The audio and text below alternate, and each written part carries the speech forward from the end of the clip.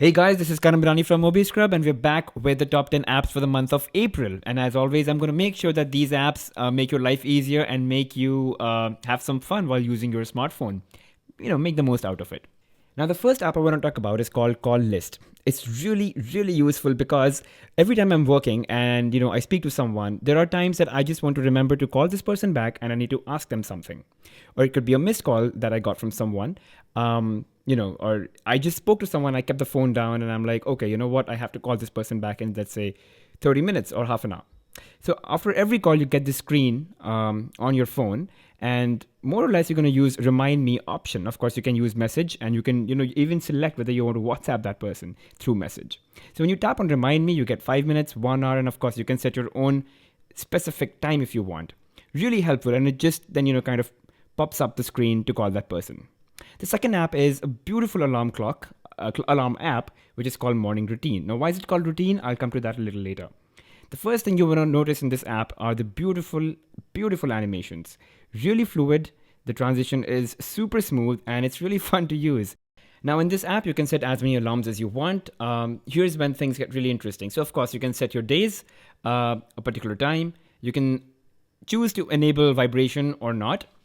But now, this is what happens. Every time the alarm goes on, you can define what you will have to do to ensure that the alarm goes off. So you can set your own task, and you can of course choose your own ringtone to kind of do that.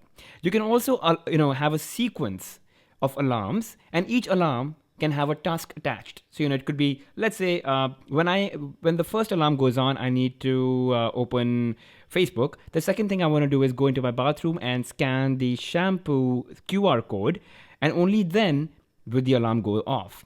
Of course, it's not very dumb. It's not like if you don't have your shampoo around, you can't switch it off. You can, but you gotta make sure that the exception is already made. It's pretty simple. Don't think it's too confusing, but yeah, something very interesting that you can do.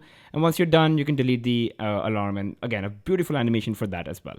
The third app is called Sunrise Calendar. Now, again, I talk about a lot of organizing apps because I believe that the smartphone should really be able to help you get the most out of your smartphones, make your life easy and efficient.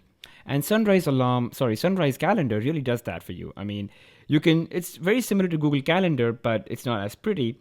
But again, very powerful. It syncs with a lot of your accounts, and you can just create events on the fly. You can have a week-wise view of your events, and you can kind of get a snapshot of what's ahead and what's not. You can of course tap on these specific areas and add events as you go. And as I said, you can sync this calendar with all your calendars. So Productive, Evernote, LinkedIn, any calendar events that are there in these apps, it gets synced to Sunrise, and this is where it really becomes great.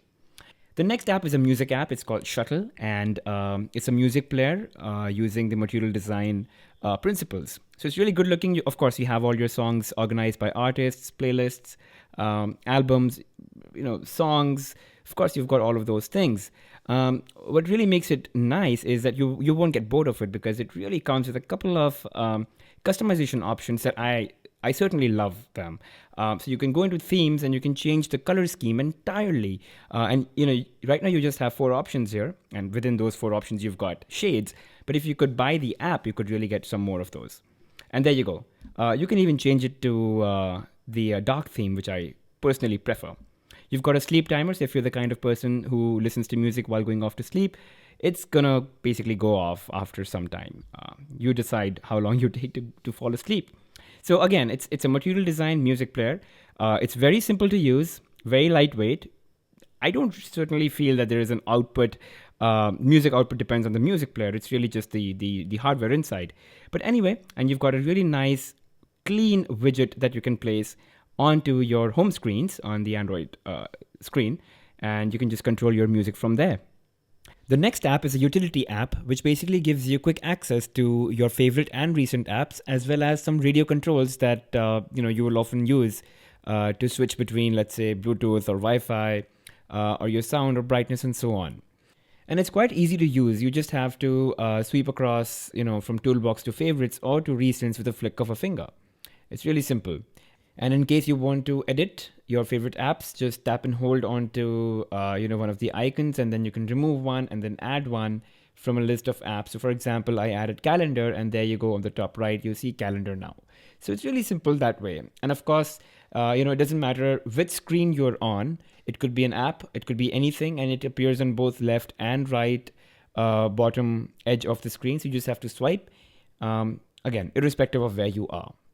And of course, there is some customization available, so you don't have to stick on with the default or the stock look. You can change it to technology theme, or you could have white, which follows a more materialistic design, red, blue, greens. You've got a couple of those, and feel free to use whichever one you want.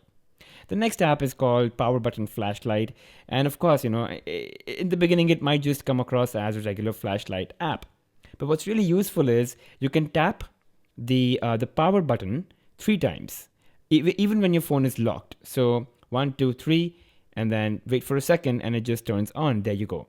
Now, if you want to shut it off, you can't do that right now because, well, I haven't purchased the app. But if you did purchase the app, so there you go. You can auto shut down flashlight after 10 minutes. You can change that if you want. Switch off the flashlight by the power button. If you want to enable it, you're going to have to buy the app, which is fine. So it's totally up to you. So that's the full version, and of course it's going to give you a couple of things. It's $1 at the Play Store, so go ahead and buy it if you really use your phone as a torch a couple of times. And you can even shake to start flashlight and to stop flashlight.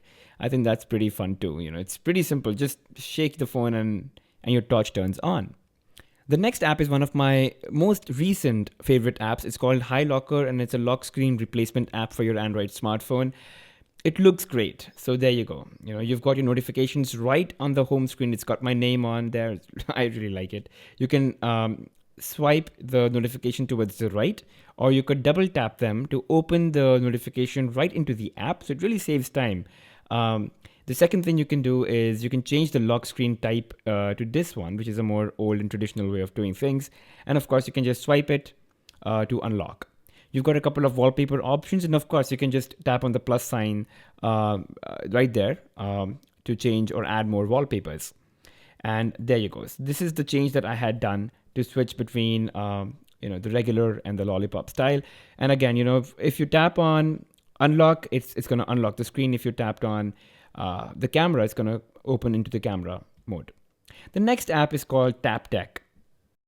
It's a wallpaper app, and what's great is that it learns the wallpapers that you like, and every time you want to change the wallpaper, it'll present something basis your interests and basis your likes. So if you don't like the wallpaper, just double tap the screen and the wallpaper would change. And if you like the wallpaper, just swipe up on your home screen, and then you'd see that heart button which says, well, of course it means like. So Tapdeck learns that you like this wallpaper and will always give you wallpapers that you like. The next app is called Headsup, and for those who don't have Android Lollipop already on their phones, are really going to enjoy this one. So what happens with notifications ordinarily is, let's say that you're using an application. Let's say you're reading something on Flipboard and you get a WhatsApp message. So it just shows up on the notification panel at the top, right, and on the status bar. After you turn on Headsup, and now when you get a notification, it actually shows up as a card. You can swipe it to dismiss it, or you can tap on it to open it. It's really that simple. So let's say, and this is applicable for any app that you want. If you don't want notification for a certain app, just go into Headsup settings, and for that particular app, you can disable notifications or Headsup notifications. So it's really nice, and I think it's really useful. The last app is called Timetune, and again, it's one of those apps that help you keep yourself organized and maintain effectiveness of your entire day. Timetune is just like creating your own routine. Like, when we were kids and we used to create timetables to follow across the calendar, Timetune is something similar. So, you can add tasks, give them a start time and end time, and add a tag to it. So it could be a break, it could be work, it could be adventure, it could be eating, it could be anything. And you can create your own tags, of course. Why are tags important is because they help you create stats, which again, you can see later. You've got a dark theme, so for those who are big fans of dark themes, which I am, you can use that. Now, so again, coming back to tags, once you have tags to each and every task, you would kind of know where you're spending most of your time on. So it creates reports automatically and helps you keep better track. So there you go. You've got these couple of things, and you can go to stats, and it'll tell you how much free time you've had, or how much time you've spent on studying, how much time you've spent on work, how much time on running or exercising. So you've got all of these things: commuting, internet, reading, sleep, training. So you've got all of those things, and you can just, as and when you create tasks for your routine, you can add tags to them.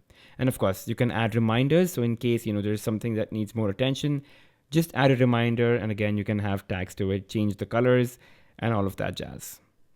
So that's it, guys, for the month of April. Hope you guys really enjoyed the set of 10 apps for this month. Do let me know which one did you install and like the most. Thank you for watching, guys, and do not forget to subscribe.